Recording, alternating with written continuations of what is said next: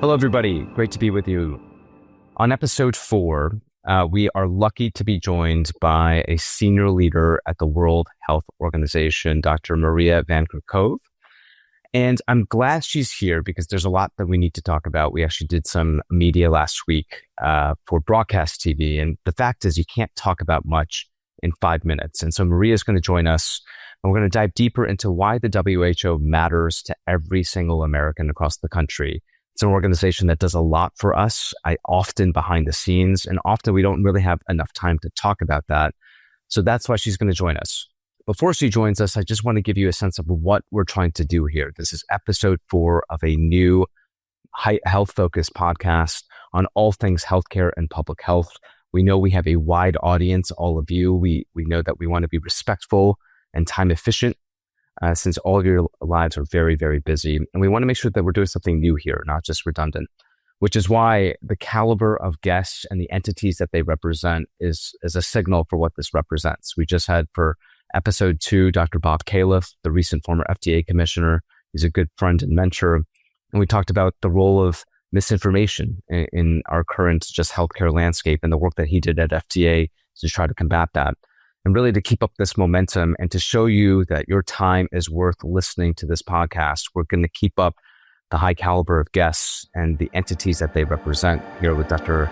Maria van Kerkhove. Dr. van Kerkhove, great to see you. Maria, I'm just going to talk, I'm going to refer to you as Maria if that's okay. Please. Just for No problem.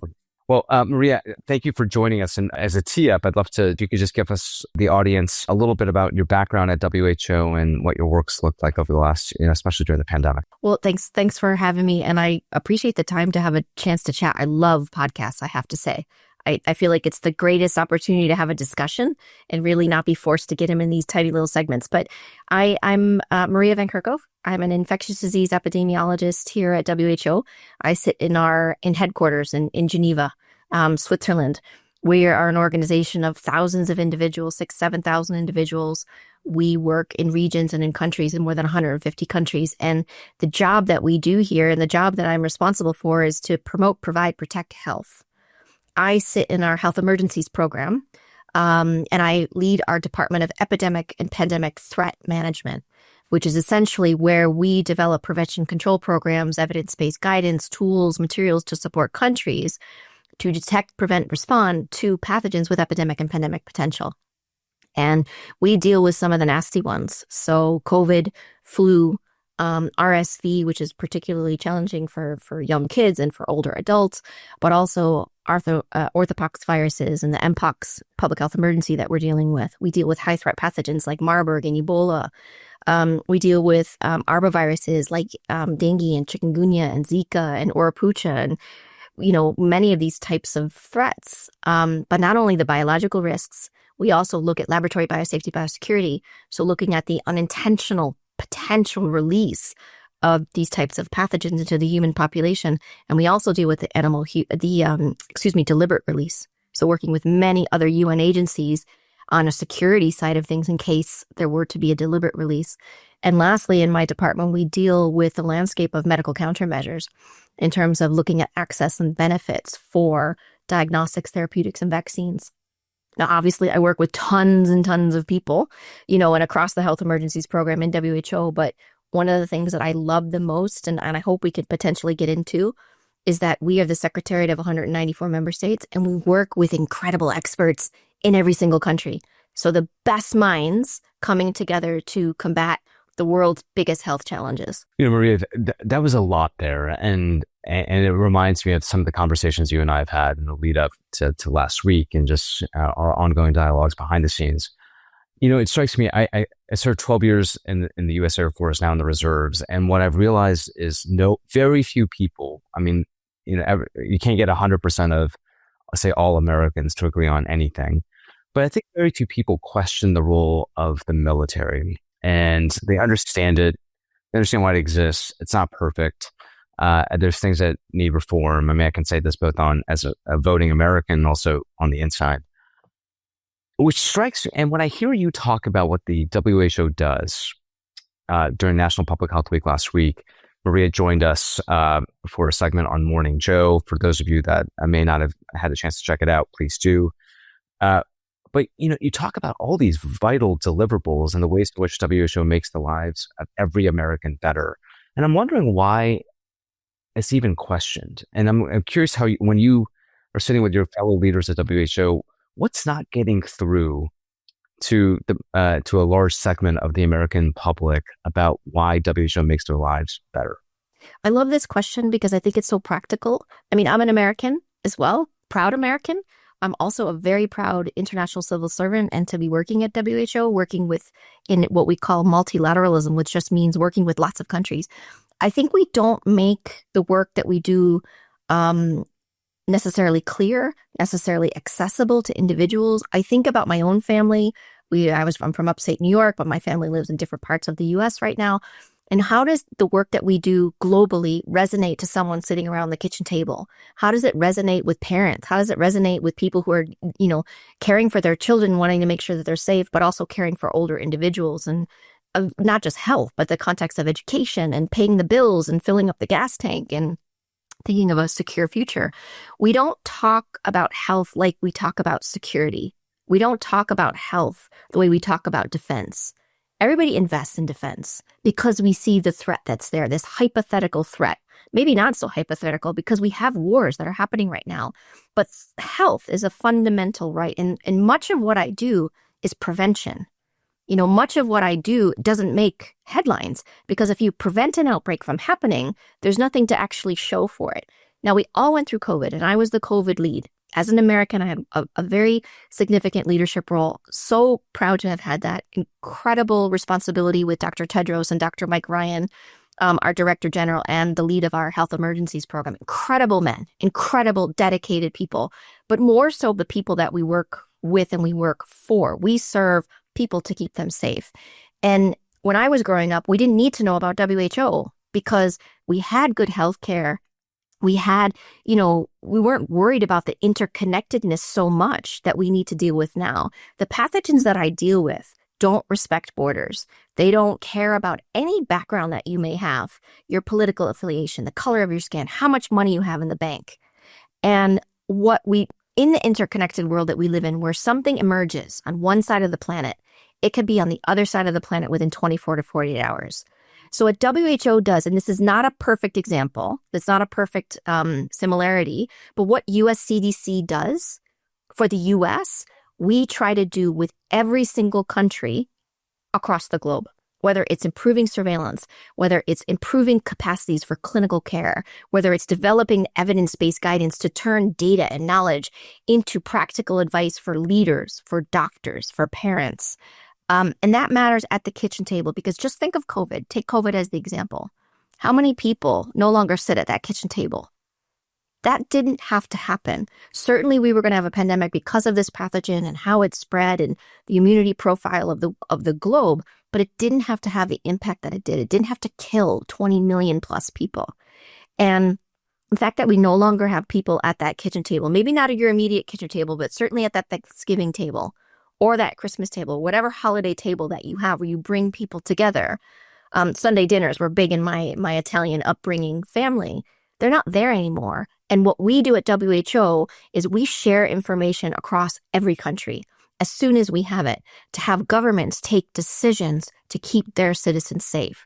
We advance research and development so that not only the vaccines for pathogens that we know about, we're preparing for coronaviruses. We're preparing for threats that may be somewhere far over there that could end up in your community, in the near future, to be prepared, to anticipate.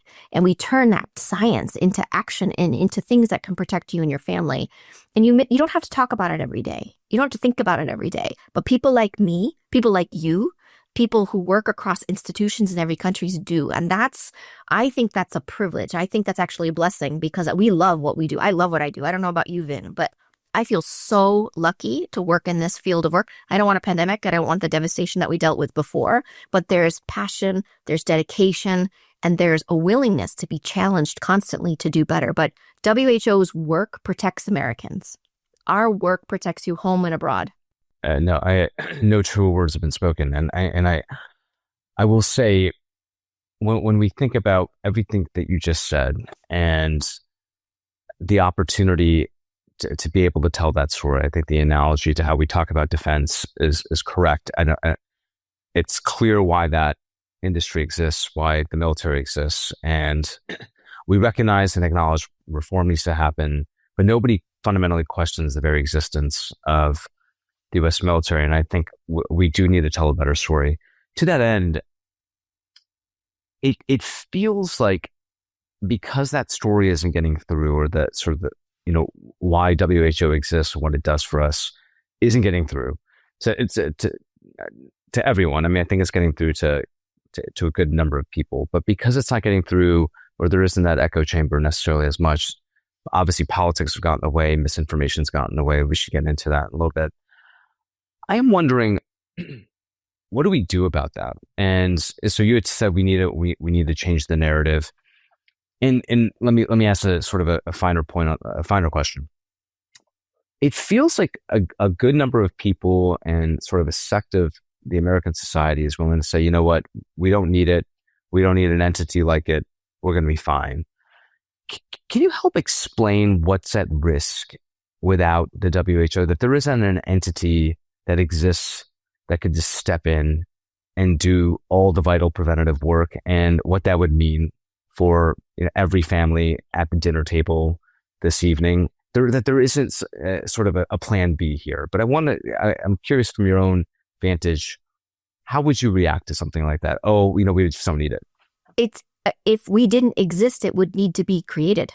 If WHO did not exist, countries would need to come together to create it. We're part of the United Nations, and we're the health entity of the United Nations, coming together more than 76 years. We just celebrated our 77th birthday, coming together across countries to work together on just one aspect of this. Just think of surveillance, for example. What is out there? What is circulating? The known pathogens that cause disease, cause death, cause economic disruption, change livelihoods, changes the course of your lives. Think of the lives that have been changed for COVID.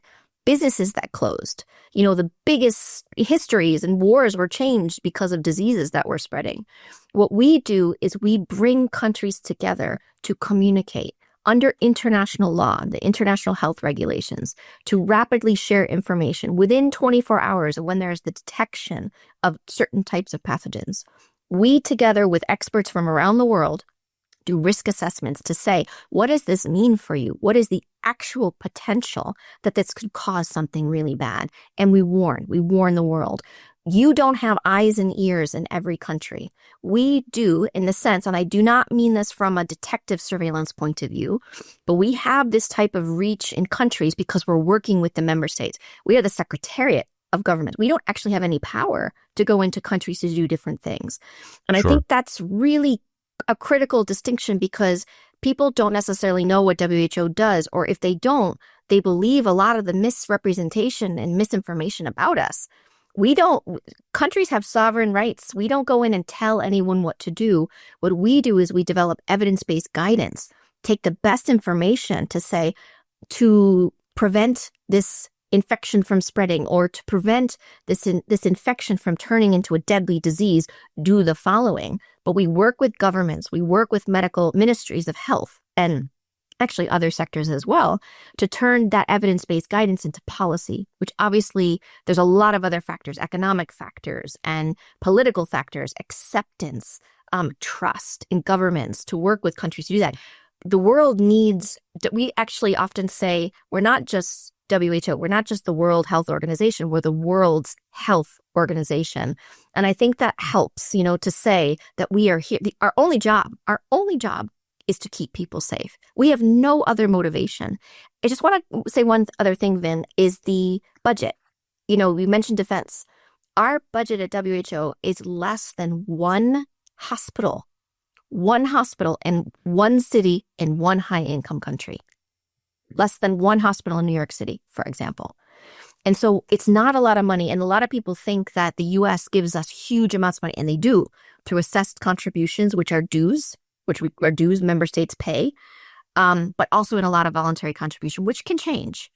But the amount of money that the U.S. gives to WHO is very tiny in terms of the budget of the U.S. government.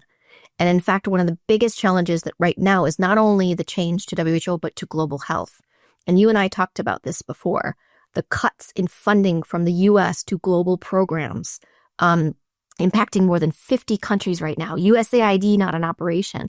This is having huge impacts and life-changing. It's really detrimental at the moment, and that's really scary for us right now. Yeah, and I think it's really important for people to keep in mind, just as, we're reaching millions of people on the Meidas Touch network, and this is an important thing to talk about because, there is a belief, and I do think a proportion of people that believe, why do you need a secretariat to be data sharing? And the reality is you do need that. Somebody's not going to post something about a novel infectious disease to media or to the Business Wire or to X or another social media.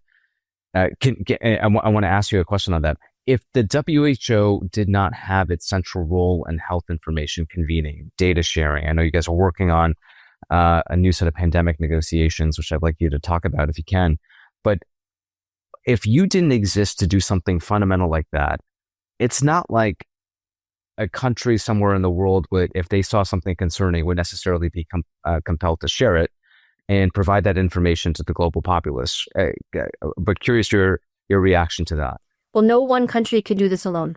No one country could do this alone because the notion that a pandemic or an epidemic is going to start in some faraway country is a false sense of security. I mean, look at the 2009 flu pandemic, which began in North America. COVID, we don't know the complete origins of COVID, but the first cases were identified in China. We have outbreaks of Marburg and of Ebola in different countries across Africa. We have Mpox that's, in the DRC, but also spreading through international travel. These pathogens don't respect border, and we need a collective response, collective engagement to fight these threats. No one country can do it alone. No one country has the capacity to deal with these types of threats because they cross borders, because we live in this massively interconnected world. And also because of the geopolitics and the things that we're seeing, surveillance is so critical, but no country wants to find the next pandemic virus. Nobody wants that blame. But in fact, the earlier you can detect something, the earlier you can react.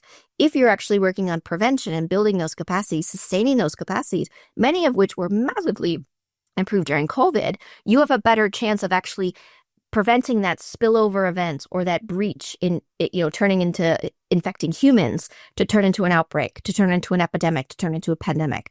The earlier you can do that and collectively working together, my experience with WHO has been in outbreak investigations, mainly in the Middle East for MERS, but in Asia as well, in Africa as well. And we show up, we're invited by countries. We show up at the worst possible moment a country is dealing with an outbreak to help them bring it under control. And that is just support. It's not placing blame. It's not saying something is wrong. It's just bringing people, to use your best minds to say, okay, where are we in the outbreak? How do we bring it under control? And how do we alert the world to get them ready, to have their system agile to scale up and scale down if needed? Just hearing you speak, Maria, it's so easy to understand now how, especially in our information environment, the way our politics are, not just in the United States, but globally, how WHO operating in a very high stakes environment where, to your exact point, I love your framing there, which is you are entering a country at a point in time in which it's the most complicated, it's the most difficult and most challenging. Very few people want to be identified, or any country wants to be identified with potentially the next pathogen of pandemic potential, because so many things, economic consequences, reputational consequences. And then that's the environment that you guys are being dropped into and operating. And it's obviously all you're going to get in many cases is arrows and criticisms and scrutiny and very little praise, because, no one wants to be receiving bad news or having to deal with that type of news. And there you are having to navigate all those complexities. So one, I just want to say we recognize that, many, many people do recognize that, the indelible role that the World Health Organization plays. And I think it's conversations like this, longer form, that I hope help to really reframe this narrative. Is, when you think about so we know the purpose is as a convener. I mean, this is one of many purposes, data information sharing on really sensitive topics like a concerning new infection, recognizing that countries will not just post to social media if they see something wrong. No one's going to just do that. And I think it's important to emphasize that to our listeners here. There is no off-ramp that it doesn't involve the WHO or some version of it, which is to say that no one's just going to magically share this information. You have to build negotiations, treaties. There's international law. The international health law. regulations is law that countries have Right. signed up to agree to share this information. Yes. And Yeah. without it, we wouldn't have, however imperfect, we wouldn't have the mechanisms in place that you've worked to establish.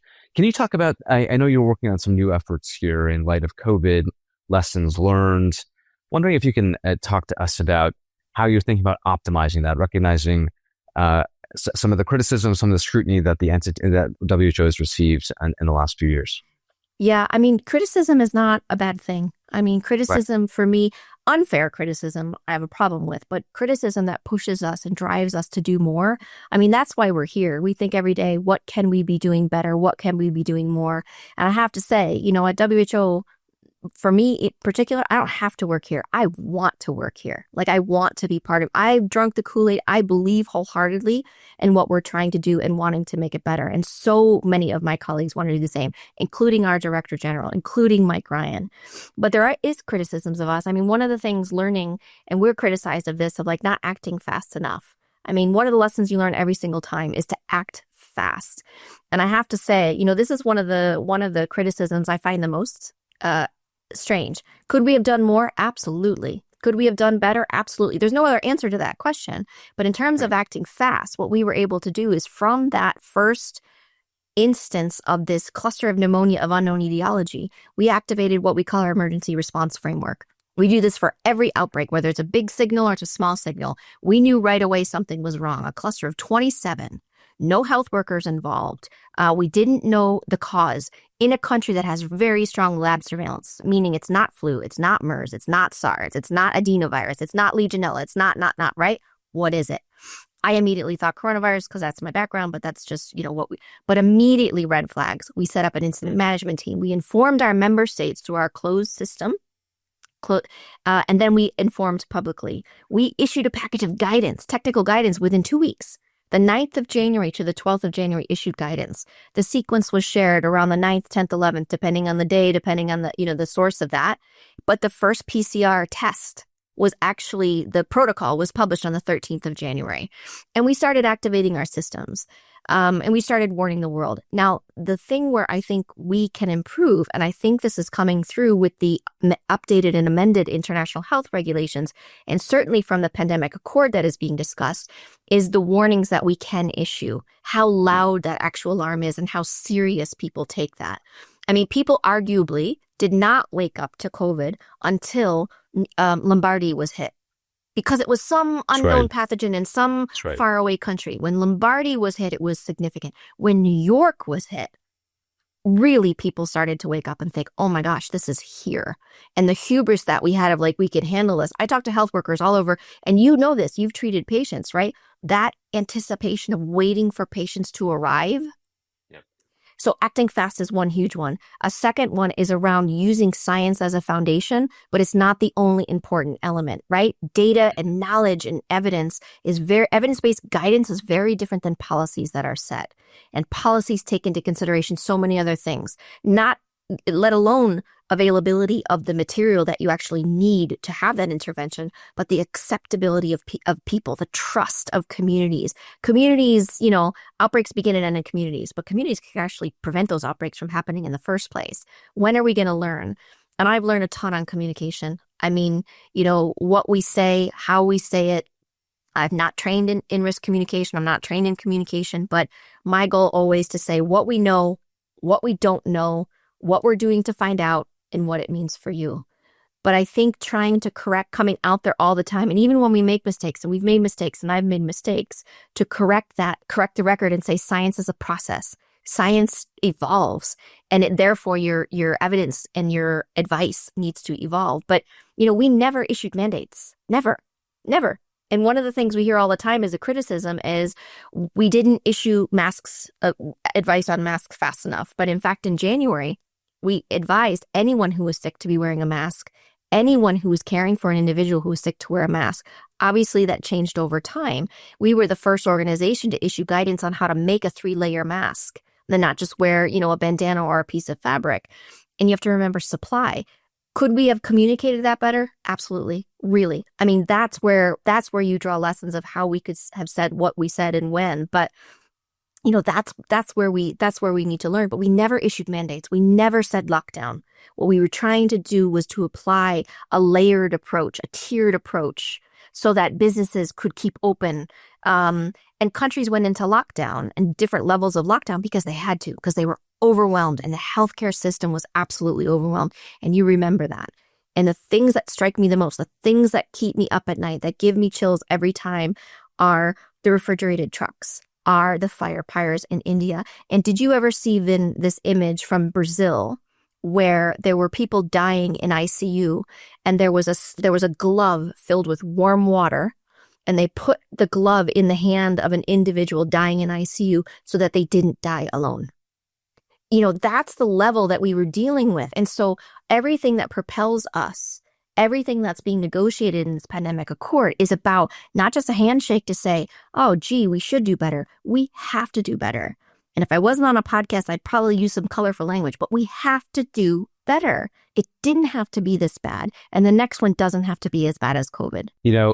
Well, thank you for saying all that. And it just reminds me that I spend a lot of my time, as I'm a pulmonologist, and I often think about the intersection of climate and health, as I know the WHO does. And it's something that you have to be very careful, this is no surprise to you, how you talk about, because certain words will trigger and you'll immediately turn off, 4 or 5 in 10 of people that might be wanting to listen to you. And there's a short-termism that afflicts how we think about policymaking right now, where it's easy.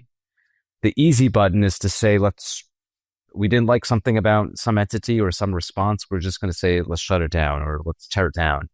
The hard thing, and what a WHO or climate and health advocates, sort of that group of entities and individuals, that is a body of work that by definition is medium to long term for a reason, for prevention, to prevent the scenes in Rio and New Delhi and others from playing out again. And it is, we operate, unfortunately, in a political and policymaking timeline that rewards short-termism often. And so it's with that tee up, I'm curious. We've seen some of the direct criticism of the WHO when it comes to handling of the root causes of the COVID-19 pandemic. And I think it's important that we talk about that, because you've done an amazing job, I think, of level setting why the WHO exists and how it improves all of our lives, because it is the shield for every single family in the United States from something bad from happening. Without it, again, there is no other off-ramp or alternative. I'm curious, though, when people want to say, if they hear the words WHO, I would imagine some people are triggered to think something negative. Not everybody, obviously. And maybe that is vis-a-vis the etiology of COVID-19. So if you were talking to somebody that firmly believed that you didn't do enough to be transparent about the origins of COVID-19, what's the response, and how is WHO responding to that specific question? Yeah, we still don't know the origins of COVID-19 5+ years on. For us, it's not just a scientific endeavor, it's a moral and an ethical imperative that we find out, because it's not just enough to know if it was zoonotic or lab. We need to know the details surrounding all of that, because without knowing that detail, we're not going to be able to prevent it the next time.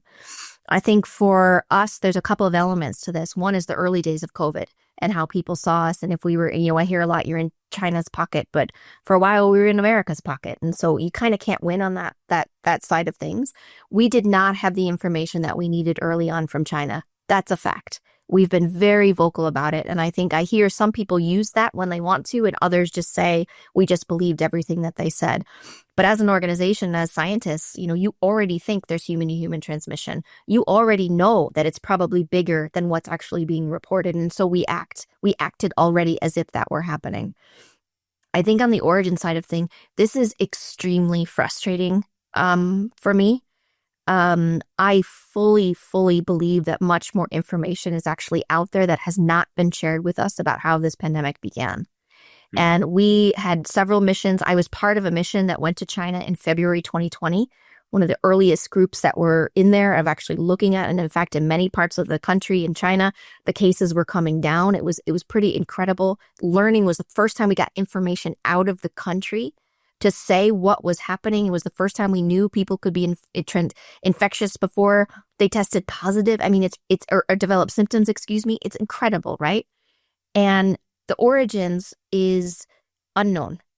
And right now, we don't know when, where, and how this pandemic began. The totality of available evidence, and the key word here is available, is zoonotic in origin, right? We're looking at the market, the amplification at the market, but we don't have the upstream study. So where did the first cases occur? I don't fully believe they occurred at that market. I believe that these animals were important in terms of potential spillover, but we don't have evidence that it actually happened at the market. It could have happened as part of the trade route. It could have happened at some of the source farms. We have no information on the labs, you know? Maria, zoonotic, just for the audience. Zoonotic. Can you? Yep. Yeah, so that's transmission between animals and humans. And when I say zoonotic, where the hypothesis is that an animal was infected, some kind of an intermediate host, maybe a raccoon dog or civet cat or something like that, and people came in contact with those animals. And usually what happens when you have a spillover event, you have what we call almost like a stuttering. Some people might get infected. They may not develop severe disease, and therefore they don't seek health care. So they might get missed. And the pathogen may not be, it may not have developed enough characteristics to transmit between people easily. And so you have a petering out. But other times when the virus is able to transmit efficiently, that's when you start to have an outbreak. And usually you'll pick up people in a healthcare system because they develop severe disease. But at that point, there's normally more cases.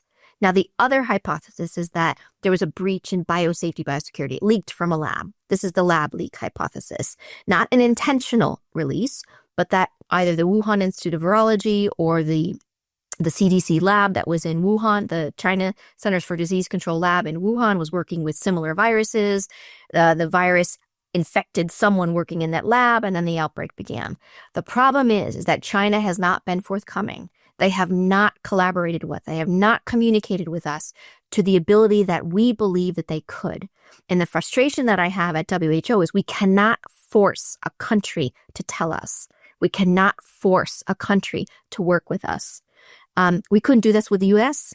We couldn't do this with France. We couldn't do this with South Africa. We have to rely on countries to share this information with us. Now, there's a lot of intelligence reports that have come out from the US, from France, from Germany, and many of them say they believe it was a lab leak. But none of those reports actually provide any evidence or data to show that that had happened. So right now, it's a debate. We want it to be a scientific debate and not a political debate. And right now, it's politics. And this is hurting everything. It's hurting all of the work that we do on surveillance. It's hurting all of the work for collaboration and trust in science. And this is the frustration that I have. So would I like us to do more? Absolutely. But we will not stop until we have exhausted every avenue to understand how this pandemic began. Yeah, that's something that you mentioned. I mean, everything you mentioned, it reminds me of the earlier part of a conversation, which is, and sometimes you are caught in the crossfire without actual authority to force any individual country to do anything. We're hopeful for everybody's better angels to collaborate, because it's in all of our best interests from a global citizen standpoint to know what's out there, to information share, to be better for the next time. But WHO only has so much power to compel them. And to your point, it's quite limited. You can't force any individual country to do anything. You're beholden to them to be transparent. If they're not being transparent, it is then going to potentially birth what's happening right now, which is politics over health. Do you feel like, I mean, this to state the obvious, but let's have this conversation. It feels like the WHO is being unfairly blamed for realities beyond its control, but wondering how you'd respond to that. Listen, I mean, I am glad people know what WHO does. I'm glad we have an opportunity to answer these questions. We are in the crosshairs, but we are in the long game. You know, you mentioned in one of your earlier questions here, these outbreaks, these epidemics, the work that we do, whether it's climate change or pandemic preparedness, outlives any election cycle. These transcend election cycles. And politicians need to show their people that they are responsible for, that they got them through this. And so there's this collective amnesia right now about what's happening with COVID, which is very detrimental, again, to what we need to do forward, especially in a constricting fiscal space of most of the money from health, certainly from COVID crisis shrinking, going to Gaza, going to Ukraine, and now many of the government budgets going from health to defense. That area of work is constricting even further. I think we don't mind criticism. Like, we are not sitting here saying, oh, please don't talk bad about us. We want to do better, but we do need, as a member state organization, our member states give us the power they want us to have. So they sit every year at the executive board in January, and the World Health Assembly every May here in Geneva, and they come together to outline what they want us to do in support of all member states. We have a global program of work. All of that is online. You can see what it is that our member states are asking us to do, but we have the power that they want us to have. And I think that's the crux of like how, and you can hear, there's been recordings of us leaked, which is a terrible thing to happen, but it's happened to me several times, and the threats on myself and my colleagues and my children. We're here to do a job. We want to do that to the best of our ability. And just like you who want to see us do better, we want to do better as well. But we are restricted on what we can do. And that's limited by what our member states want us to be able to do and give us the power to do. Really, really well stated, Maria. First, before we wrap, I want to be respectful of your time. I want to acknowledge the fact that our audience members are busy.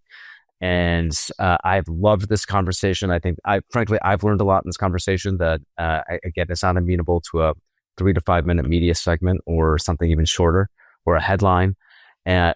So you've made us all smarter, Maria. I will say, if in 60 seconds, can you give us just a quick snippet on the ways in which, and then this could be in closing, the ways in which WHO makes the lives of every American better? Maybe a few things that are top of mind. So to us, we convene the world's expertise and bring people together to tackle some of the biggest challenges that we know and anticipate the challenges of the future, like climate change, like war, like humanitarian crises. The world is incredibly complex, and health is just one element.